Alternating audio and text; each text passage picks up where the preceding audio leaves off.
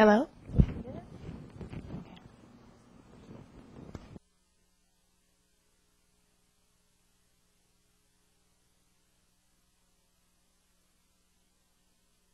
Hi. So all of you guys are here today for evaluating and negotiating job offers. How many of you have a job offer right now that you're about to negotiate? You're getting into phases? Okay. So today we're going to talk about what you should think about when you're actually getting these job offers and the techniques you can use for negotiating. I'm from Viterbi Career Services. My name is Candace House. In the back is Brooke Rotsatter, so if you ever come to RTH 218, you'll see one of us. You can also make appointments for advisements if you want to work through this process one-on-one, and a lot of students meet with us about negotiating. It's unique for each company. But today I'm going to talk about some of the guidelines for you to follow. So when you're evaluating a job offer, there are a few things that you need to look at. And one thing I want to make clear today, a job offer is much more than the numeric salary number that you get from a company. That is one piece of a really big puzzle. I want you to really start thinking about the company in general when you get a job offer, the position that you're going to be holding, the location of where you'll be working, the benefits package as a whole, as well as a fringe benefits package. Understanding your salary, what makes up a salary, and what you should think about with your salary. So all of that is a part of a job offer, and that's what you want to evaluate. The final stage, if you are interested in moving forward with negotiating, you can negotiate for a job offer. You definitely want to make sure you research your industry and the company, as well as price screening. So you need to know how much you're worth in a competitive market. You also want to follow some key negotiating tips, as well as some sample negotiating techniques. So how do you actually touch that subject of how much you think you're worth in a salary figure? You could also, finally, you need to formally accept or reject an offer if you get into the negotiations phase with a company. So before you even get started in this phase, you need to know what you want. A lot of times, and I see this in our office and just from talking to a lot of students, everybody works the network. And you talk to other students and people in your classes and you find out how much they're making and the types of companies they want to work for. And you're like, yeah, I want to work for Microsoft too. I want to work for IBM as well. But you're maybe just recognizing the name, or you've heard that it was a good company, and you're not really thinking about what's a fit to what you want to do in the industry. So you want to think about some key questions. Does this job help you towards your career goal? If your goal is to get your MBA, you want to think if this company is providing you with the opportunity to do that. That could include thinking about, is this in a city where I can actually go to a graduate school that has a strong MBA program? Will this company pay for me to have tuition remission benefits? Will they let me leave every evening to do an MBA PM program? So you want to think about your future career goals. You also want to think, will the job allow you to fulfill your personal priorities and obligations? So outside of your professional goals, if you're planning on starting a family, if you're planning on opening your own consulting business on the side, will you have the time and will you be able to fulfill these personal obligations that you have? You also want to think about the organization as a whole. Is it a fit to your character? Moral obligations, that type of thing. I mean, there are students who I meet with who don't want to work for a big company. They want to work for maybe a nonprofit organization because it's more of a fit for them. Or maybe you like the defense industry and some students don't. Things to think about how this organization fits into you as a person and your character. Will you be challenged to grow, learn, and develop new skills? Are you going to be in a position, maybe you're a computer science student, and you're going to become a programmer, and maybe you're going to be programming in an area that you already know and you feel you're really strong in, and you're not going to really deviate outside of that area. Is that something you want? Will you grow as a person? Will you be able to take this experience with this company and leverage yourself for another place in the industry? You also want to think of the whole hiring package, salary, benefits, the working environment, and all of those skills. What are you looking for? What's important to you? So I'm going to talk to you a little bit about some of the things you need to evaluate and take some notes and put asterisks. You guys can always get the PowerPoint and review the workshop later. But think about what's important to you as we go through this presentation. It's not all about salary. That's just one piece of the puzzle. So with the company, you should definitely know the corporate history of your company. How has your company evolved? That will help you understand where your company may be heading or where it could be going in the future.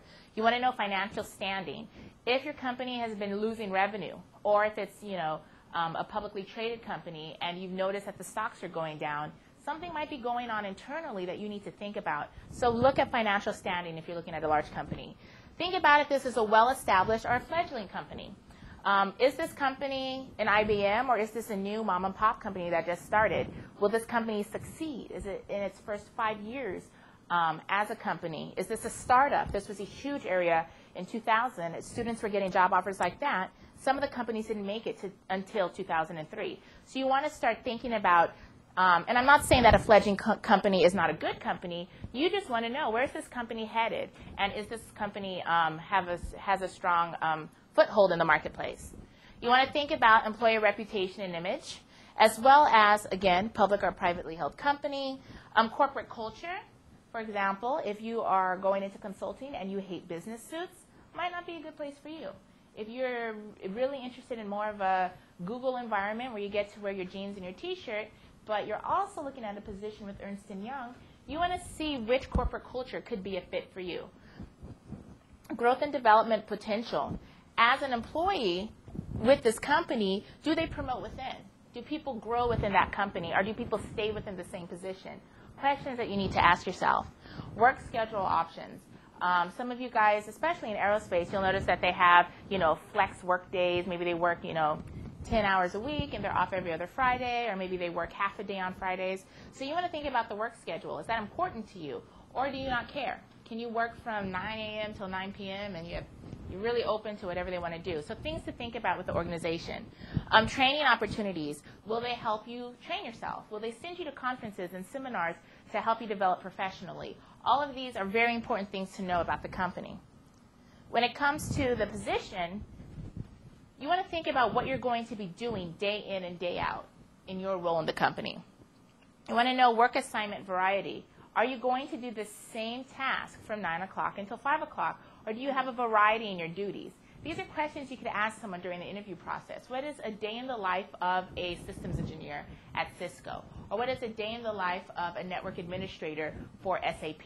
These are the kind of questions you want to ask, because if there's not a lot of variety, and you like a lot of variety, this may not be a good fit for you. This position may not be a fit. Potential for promotions and advancement. How often do people get promoted in that position? If you're starting at an entry-level position, at what time or how many years or how many months will they evaluate you to maybe be promoted? How is advancement actually measured within that company? Another key one, personality and managerial style of your supervisor. You're going to be working for someone, and you want to know a little bit more about that person. So if you get to interview with someone who's your direct supervisor, and you absolutely hate this person, and you're interviewing them, and you're just like, gosh, we just don't fit, think about that. I mean, you're going to have to work with this person from 9 o'clock until 6 o'clock, Monday through Friday. You will spend more time with the people that you work with than your family. And that's the truth. Anybody who's in the real world will let you know. You spend more time with your coworkers than you do your family. So you want to think, how's their managerial style? How's their personality? Is that a fit for you? Team or individually driven. Are you working in a team environment? Are you going to work by yourself? If you love working individually and everything is team-based, you want to think, is this position a fit? So all of this you're trying to evaluate. Pressure and pace of work. Are you guys deadline driven? For those of you who are working in the video game industry, if you love Thanksgiving, chances are you'll be working on Thanksgiving because you guys are trying to meet release dates. So you want to think about that. How are timelines, and how's the pressure of work deadlines for your company or for the industry that you want to work with? Overtime requirements. Are you required to take overtime? If you have a family and you cannot work after 6 o'clock because you need to prepare dinner, you want to think about that when you're measuring this. And if you don't have a family now, if you're thinking about having a family in the next year or 2 or 3 years, something to consider. Travel or relocation. Does your position require that you travel, or do you need to relocate for this position? Management options. Are you going to have the opportunity to be promoted to management, or what management options do you have? And finally, what is the turnover rate for your position? This is a big one, and a lot of people forget to think about this. If you've noticed that a company has the same position posted every day, it's like always on their website, you might want to ask them, are these people being promoted, or do you guys do people move to other companies? What happens to your existing systems engineers? And if they say, oh, they move higher in our ranks, we promote within, that's something really good to know, versus after a year, most of our engineers leave. Something to think about, something to kind of measure when it comes to the turnover rate. The location. Is this company or where you're going to be placed, is this in a rural or a metropolitan setting? If you're a city person and you can't imagine being in the center of the United States with not a lot of stimulation, maybe it's not a big city, you want to think about that. That's a huge part. Cost of living. The cost of living varies from city to city. As a student in Los Angeles, we're kind of in one of the higher areas for cost of living. But if this would affect a lot of students in other areas of the country. But you also want to think, if your salary isn't as competitive as some of your friends in Los Angeles, but you're going to be in the middle of Iowa, you might be able to, your cost of living would be very different. So $55,000 there could be equated to maybe $100,000 here in Los Angeles. So things to think about, cost of living. Your commute to work, will you have a commute? Don't look at miles if you're in Los Angeles. For example, Orange County seems very close to Los Angeles if you try to map it, but the 405 is not friendly, so you want to think about commutes, that type of thing. Community life, if you are going to be living in a new location, you want to know about that community. You want to know if you're going to feel at home there. Find out a little bit more about that area. Climate, we don't really think about as Californians, but if you decide to move to Michigan and you're born and raised in Southern California, you might want to think about climate a bit. Safety is another area to think about. If you're working for more of an industrial company, you never know what kind of areas you might end up in, so find out a little bit more about safety in that area. Relocation assistance, if you're moving to a new city, think about the fact if they will pay for a relocation fee. And finally, if you're thinking of continued education, if you're a graduate student or an undergraduate, if you want to get your PhD, what's the proximity to other educational institutions? So something to think about as well with location. But with distance education, you don't really have to worry about that as much nowadays. Now with benefits packages, the main benefits package that you want to look for is dental, vision, retirement, like a 401k plan, and healthcare. So those are the main areas that are going to be in a traditional benefits package. Fringe benefits are vacation and sick time. A company does not have to give you vacation and sick time. At USC, we have very good vacation and sick time. We have a very good benefits package here at USC. When I work corporate, you're able to be, let's see, when I was working corporate, we had 4 sick days a year. And that's average. So it really depends. And you may not think you're sick that often, but some days you're feeling really ill and you're like, beginning of the year, and you're like, I only have 4 of these until December, I'm going to go in, and you may not be able to breathe. I mean, just things to think about. So think about vacation, think about sick time. Continued education benefits are huge. Tuition remission. Companies like USC pays for your tuition if you continue education here. Most companies, large companies, have tuition remission, where they will pay for you, as long as it's in your field, if it's an engineering degree or even in business, they will pay for you to have continued education, maybe for up to $10,000 a year or $15,000 a year. This is a big benefit. That's a fringe benefit that is an enhancement to your salary if your goal is to continue your education. Stock purchases and saving plans, bonuses in general. If your company has maybe bonuses at the end of the year based on how successful you guys do as a company, that's something to think about. Corporate has a lot of corporate companies offer bonuses. It's not a guarantee, but that's a benefit to weigh. Child care, if you plan on having children, some companies have daycare on site or they'll pay for child care. Again, a benefit that you might want to weigh. Benefits, one thing just to mention, benefits can always outweigh a salary. I have seen beautiful numbers, salary packages, and I look at the benefits and I'm like, maybe you're consulting and you're not going to get any health care benefits. You won't be able to ever get your teeth checked or get your eyes cared for. And in the end, you're going to end up paying around $6,000, $7,000 a year for health care. Take that out of your salary, and in the end, you'll say, oh, okay, maybe I should look at a company that's going to give me a benefits package. Now, when you may not realize that now if you have health care, but when you don't have health care, and I had a lot of friends who did consulting. I know when you graduate from college, and I'm sure Brooke has experiences with this as well, there are a lot of people who don't have health care when you graduate. They'll consult, or maybe they don't have a job immediately, and the amount of money you pay for health care is huge. So really look at these benefits, because having a strong benefits package could equate to maybe $20,000 above, $15,000 to $20,000 above your regular salary. So benefits are very, very important. So how are salaries derived? Well, salaries come from two places. It's the type of work that you're going to be doing for a company and where you're going to be located for this position. The important thing to remember is that you do not want to accept or reject an offer based on salary alone. You want to review the following. So you want to take a look at the benefits package, definitely. You want to look at salary growth potential. Maybe you're starting at $60,000, but they look to elevate people to a new position within a year, and that will include a raise of $15,000. So what is the growth, the salary growth potential for a company? Company environment is a big part of this process that, especially as going into an entry-level position straight out of school, you may not realize the importance of the company environment, but it is very important, very, very important. So you want to find out more about that corporate culture and the people you're going to be working with. And all of this goes into your fit for a position, the company environment, and personally what you're looking for. And finally, there are extra bonuses, like holidays, that type of thing that you want to take into consideration that aren't in the benefits packages, but can help you. Maybe you really want to have the idea of getting a bonus based on how much work you do at the end of the year. Something to think about. Signing bonuses, another area to hit. How many of you have been offered positions with signing bonuses? Okay. It's an incentive. It's an incentive for you to sign early with a company, early in the recruiting phase. This should not be your deciding factor of taking a position. A bonus, you should only sign or use the signing bonus if you already know you want to go with that company. It's just a little extra icing on the cake. It shouldn't convince you to go with a company because they're giving you an extra $2,000. In the long run, the $2,000 won't mean anything if you sign with a company that you don't want to work with. So that should not be the reason why you decide to work for a company. Oh, well, they're giving me a signing bonus. That's just an incentive for you to sign early in the hiring process or in the hiring phase. Okay. I talked a little bit about salaries and how they're derived. Well, this is an example of a website.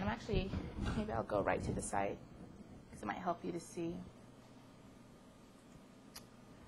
If you are not sure how this process works, or maybe you're like, you know what, I have no idea how much I am worth, I recommend that you go to a site called EngineerSalarycom. I'm going to show you what it looks like.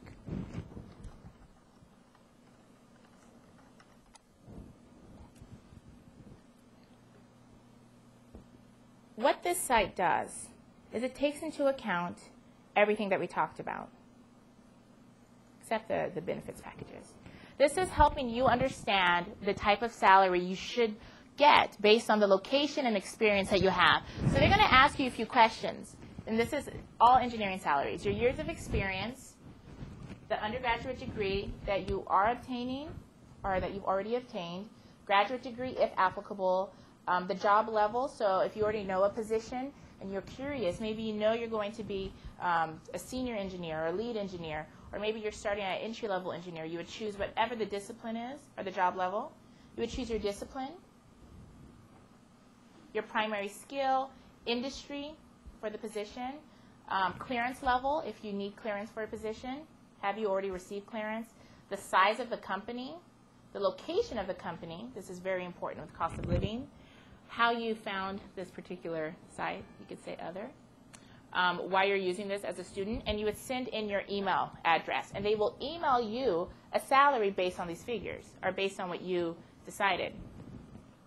So I signed up as a undergraduate aerospace student. I just had my bachelor's degree. I'm an entry-level engineer in aerospace. My area is aerodynamics, industry is aerospace. I have no clearance. My company size is greater than 2,500. I'll be working in Los Angeles. So a salary result that I received is $58,000. That is the going market right now. So this will help you. And when we say know how much you're worth, know your salary, this is something that you're going to want to research and know before you even think about doing something like salary negotiation. So I suggest you all go to this site and try to see based on the different areas where you could work. For example, if instead of Los Angeles, if I were to put New Orleans, Louisiana, the cost of living is much lower there, then my salary result would probably be in the low to mid 40s. So it really depends on where you're located as well. So this can illustrate that. Yes? Your consulting would be on your base. So you have a home base when you consult. If you're based out of Los Angeles or San Francisco. For non-engineering? Well, this actually, consultants, if you're doing industrial systems engineering, are you an engineering major? Okay, you could still use this resource. Your industry would be different.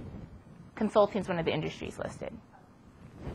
Because you could go into many industries as an engineer. So you could still use this. You would just choose consulting as your industry. Okay? All right. So, when you're starting to think about negotiating, you need to know your going rate. So go to EngineerSalaries.com. You also want to speak to industry professionals. So if you have the ability to network, if you have the chance to go to an information session or go to any panels, you can always talk to someone and find out, you know, what's in this competitive market based on what I'm studying, what do you suggest would be a good salary for me to look for?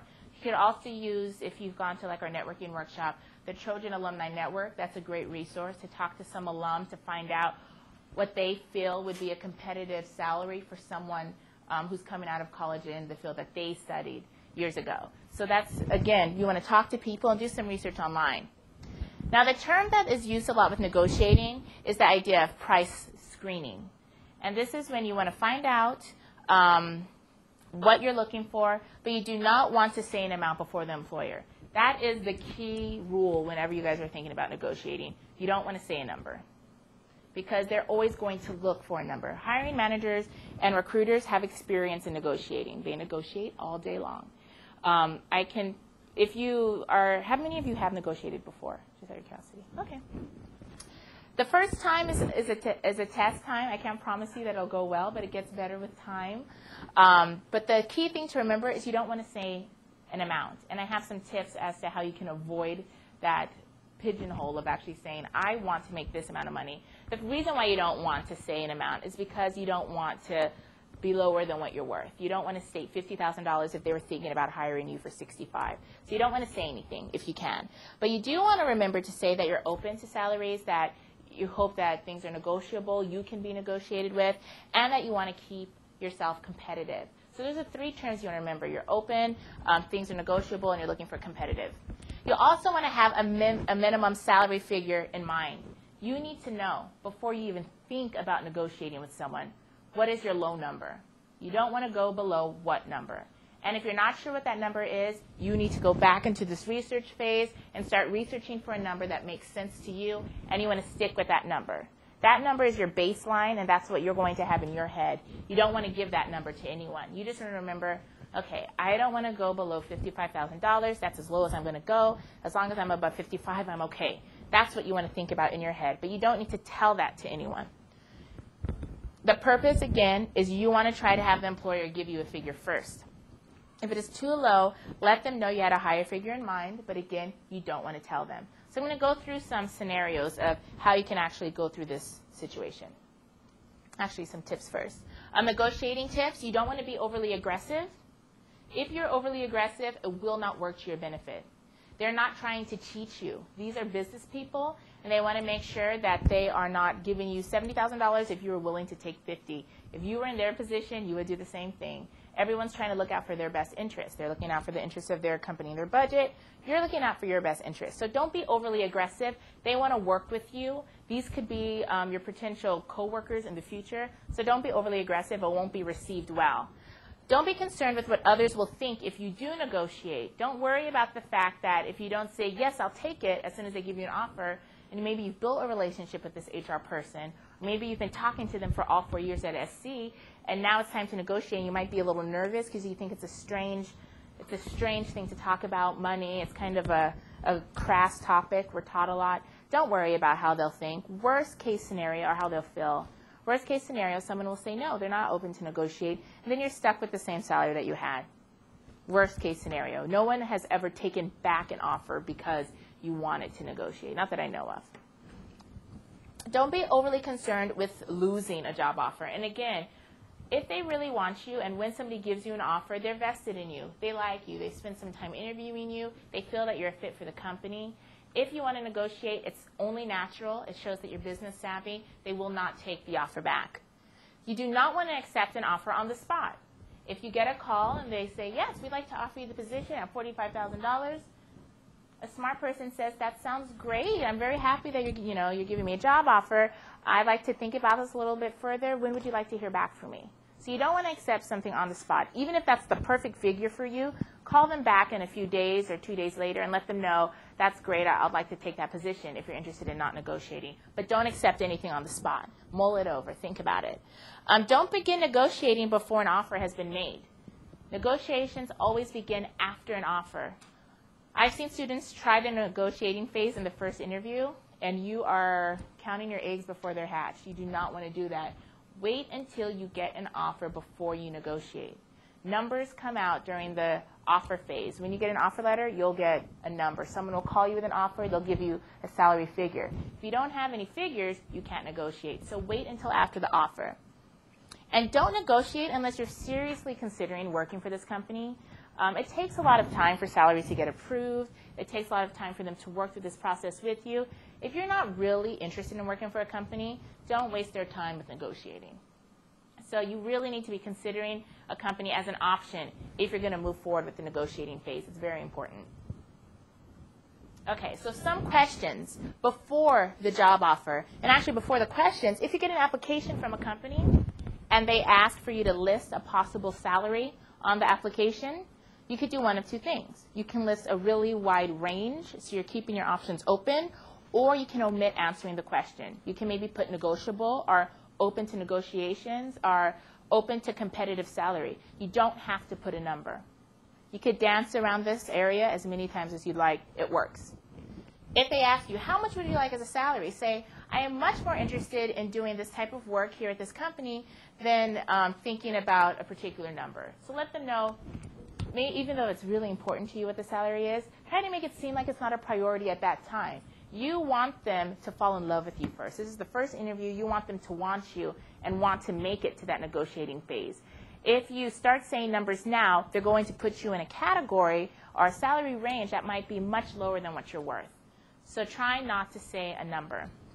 Second interview, if they say, how much would you like as a salary? Say you'll consider any reasonable offer or anything that's competitive in your engineering field. And if they keep pushing for a number, you can give a range, but again, be very vague. Make it a really big range. But you don't want to say, I want $49,000, because they'll say, great, that's exactly what you have. So try to either give a range or give answers like you're open or you're open to negotiating. They are, anyone who's a hiring manager or anyone in recruiting, they already have received a lot of these type of responses. These are acceptable responses through NACE, through a lot of the National Association of Colleges Employers, job webs, everything that recruiters visit online. They're used to these responses because this is what they teach people to do in their field. So it's okay for you to give these type of vague answers. Now, if it's after the offer, something you want to remember is, again, you want to focus on the competitive market value and not your salary history. So maybe you have worked professionally before. If you're a graduate student, maybe you've worked before and you were working for maybe $10,000 or $20,000 less than what you would work for now. You don't want to think that your progression in salary is based on your personal history. It needs to be based on the marketplace.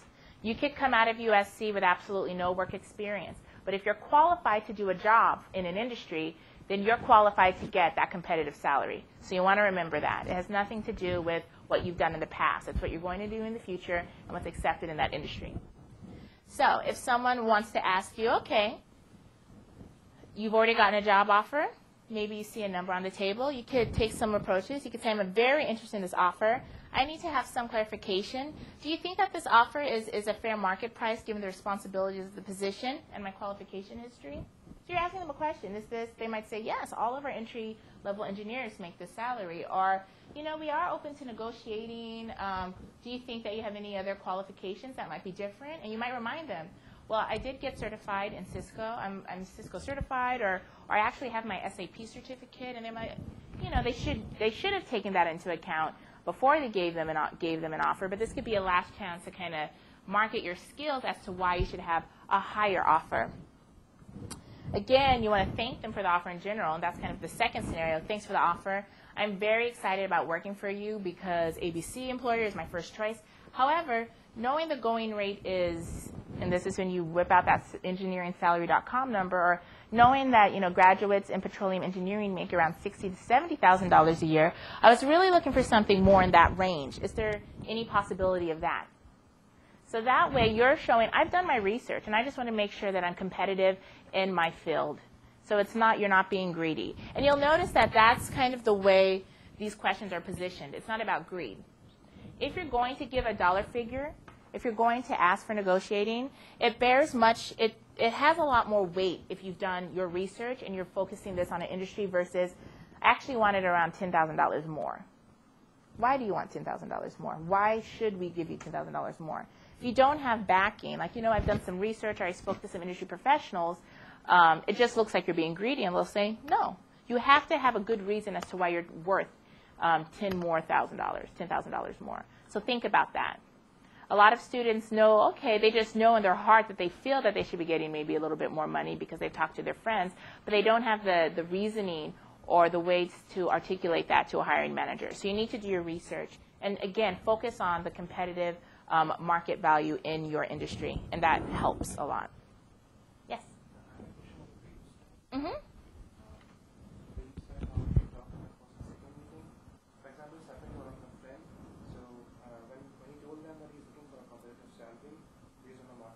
Mm-hmm. They came back with a question, do you have an idea what is the current market? Well, that's when you should have, you're going to have two numbers in your head by this time. You'll have your minimum baseline, which you're not telling them, because you know you won't go below this number. But you might want to give them a range, and that's a good range. When you could go to EngineerSalarycom, for the aerospace position, it was $58,000, $59,000. You could say, you know, I'm looking at a range from around $58,000 to $68,000 based, and I always go like 10 above, because, you know, you just kind of want to think about your best interest, but give a range. Don't give one figure. Ranges are okay. So in that situation, your friend should have given a range. If they kept pushing for it, a range is fine. Any other questions so far? Okay. So when it's time to accept the offer, a lot of times students will negotiate, and forget to get something in writing. It's so important, because they might forget to pass this on to someone, or you might get that offer letter and sign it, and it's for that original offer, and once you sign it, that's the offer that you're getting. So first off, when you're ready to accept the offer, notify the employer. You can either call them to accept or decline an offer. At that phase, you're probably on the phone with the person, talking to them one-on-one or meeting with them in person. So you want to maybe give them a call or email them and say, hey, I'd like to, you know, discuss the offer. Let me know a good time for me to call you, or feel free to give me a call. But you want to have some kind of verbal interaction with someone. It's important, again, you want to get everything in writing. If you negotiated, you want a revised offer letter with your new salary. If you negotiated tuition remission or benefits, benefits are harder to negotiate. But anything that you've negotiated, anything that's a change from your original offer, you want to get that in writing. If it's not in writing, it's still floating out there as a conversation you had with one person. You want to make sure if you are rejecting an offer that you send a letter or an email to your hiring manager and let them know, so they have a written confirmation as well as the verbal discussion that you had with them. You also want to make sure that you sign an offer letter, an updated offer letter for any positions that you're accepting. Okay? So overall with negotiating, you have to really want the position to start the negotiating phase. You don't have to negotiate for all positions. Some companies will give you an unusually high salary, really competitive salary early on, because they're trying to bypass the whole negotiating thing. But if you feel that you can negotiate for more, if you feel that it's not as competitive, go for it. They won't take back the offer. And it's all in how you position it. You want to make it seem like you're just looking out for your best interest when it comes to being competitive in the industry. You're not trying to be greedy. You're not looking at a friend's offer and trying to match your friend's offer, because you guys all have different skills and you don't know what went into a particular salary that a company's offering you. But usually it's the type of work you're doing based on your skill set and the location of where you'll be. Any questions at all? All right. Good luck.